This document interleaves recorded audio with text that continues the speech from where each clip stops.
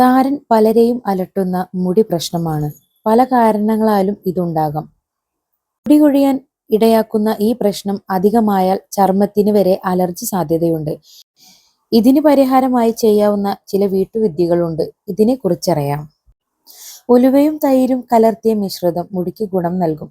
താരൻ കളയാനും താരനെ പൂർണ്ണമായി ഇല്ലാതാക്കാനും അതുപോലെ മുടി വളർച്ച ഇരട്ടിയാക്കാനും ഉലുവ ഒരു മികച്ച പരിഹാര മാർഗമാണ്.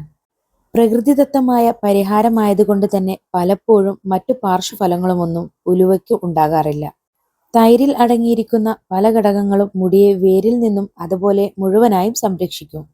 മാത്രമല്ല മുടിക്ക് നല്ല പോഷണം നൽകാനും അതുപോലെ മുടി വളർച്ചയ്ക്ക് സഹായിക്കാനും തൈരിന് സാധിക്കും.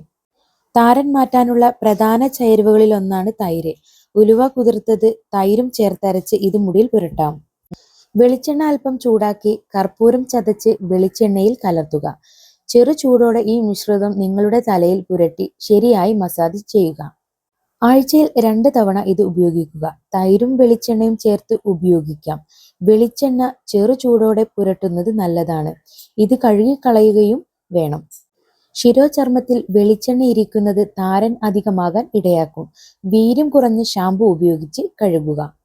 മുടി സംരക്ഷണത്തിന് കറ്റാർവാഴ മികച്ചതാണ്.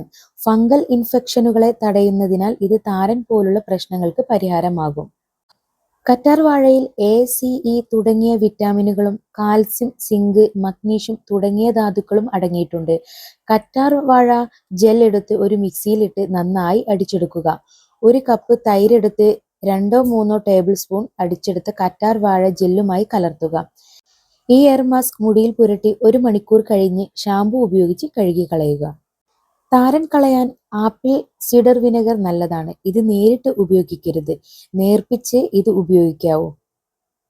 തലയിലെ ചൊറിച്ചിൽ, താരൻ എന്നിവ നിയന്ത്രിക്കുന്നു.